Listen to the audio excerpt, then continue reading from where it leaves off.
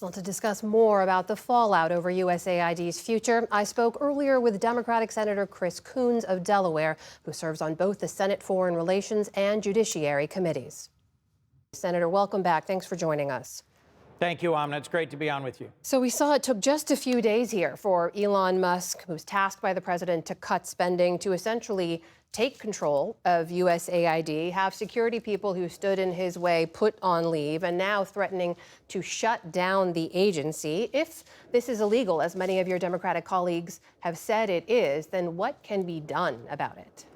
Well, first, I think a legal challenge to exactly how and why and when this happened could well be coming in the coming days.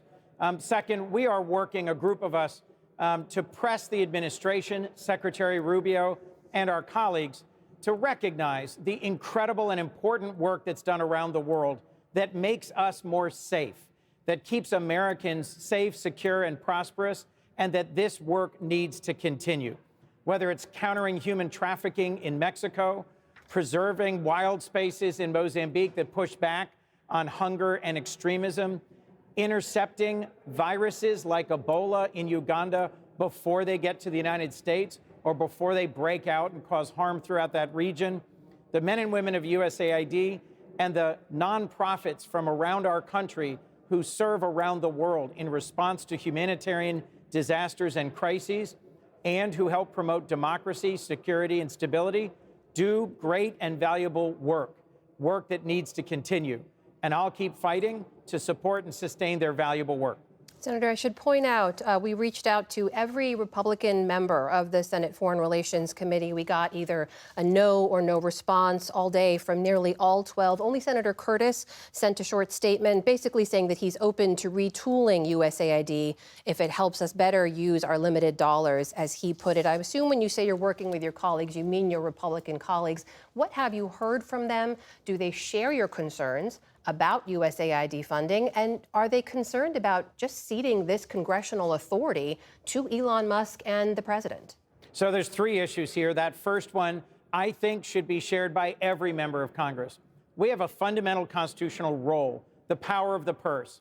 And the funding that's been shut down abruptly is funding that was already appropriated by Congress, already signed into law by the former president, and was already being spent by nonprofits around the world. That should unite Congress in saying you can't do this and cut off funding this abruptly. The second question, and you referenced Senator Curtis, is whether the things that AID does around the world help make us safer and stronger and more secure.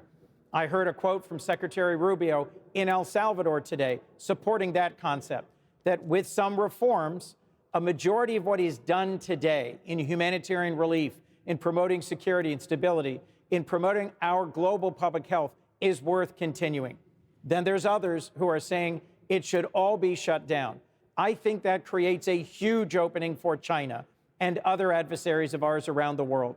The United States has been present in 100 countries for decades, since President Kennedy created this agency, doing good work, helping promote democracy, delivering on stability, and that has built great relationships for the United States.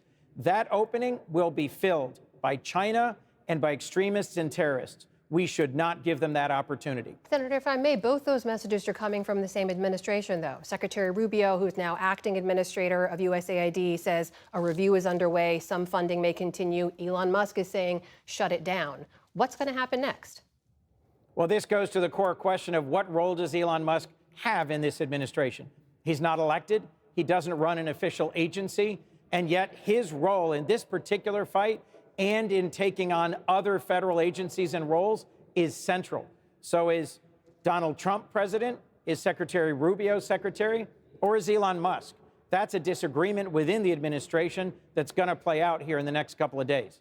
Senator, you also, of course, serve, as we mentioned, on the Judiciary Committee. Last week, you questioned Kash Patel and his confirmation hearing to lead the FBI. Also last week, we saw the White House fire multiple top FBI officials, push out those who worked on January 6th and Mar-a-Lago investigations. Our team have been hearing widespread concerns about mass firings at the FBI. Are you hearing similar concerns? And how does all this impact your vote to confirm or not confirm Kash Patel? Well, all of this confirms my profound anxiety about Kash Patel and his record of alarming public statements before his confirmation hearing, suggesting that he would use the resources of the FBI to go after those who are political opponents of the president, and in particular, that there would be retribution within the FBI against career agents who are simply following lawful orders to carry out investigations. The investigations into those who assaulted police officers on January 6th were completely appropriate investigations for FBI agents to participate in and to carry out, and that some have been called in and disciplined and even fired for just doing their jobs without any connection to a political agenda by those FBI agents is truly chilling. I will vote against Kash Patel for FBI director. Is Democratic Senator Chris Coons of Delaware joining us tonight. Senator, thank you for your time. We appreciate it. Thank you.